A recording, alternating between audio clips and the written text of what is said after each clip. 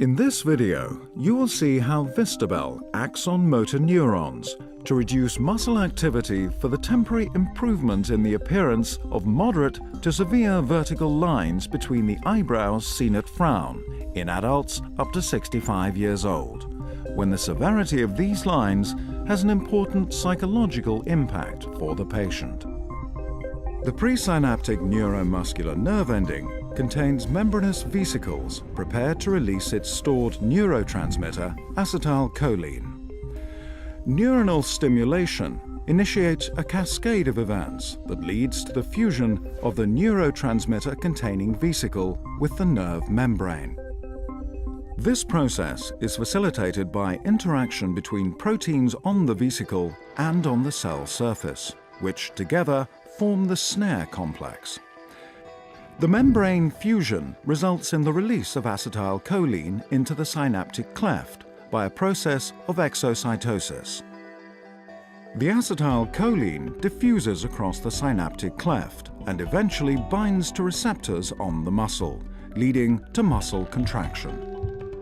This illustration represents a muscle in the body. Note the motor neuron extending into the muscle. Vistabel is injected directly into the affected muscle. After injection, the Vistabel core 150 kilodalton molecule dissociates from the surrounding protective accessory proteins.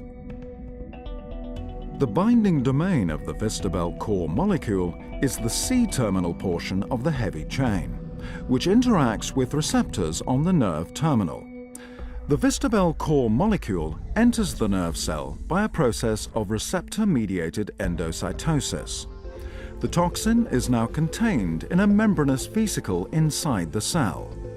The light chain is then released into the cytoplasm of the nerve terminal, where it is available to cleave the snare proteins.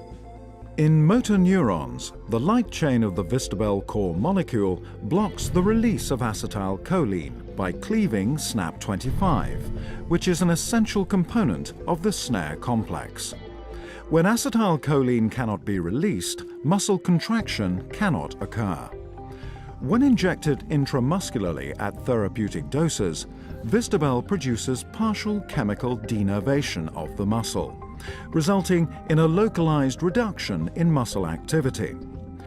There is evidence that re-innervation of the muscle may occur, thus slowly reversing muscle denervation produced by Vistabel.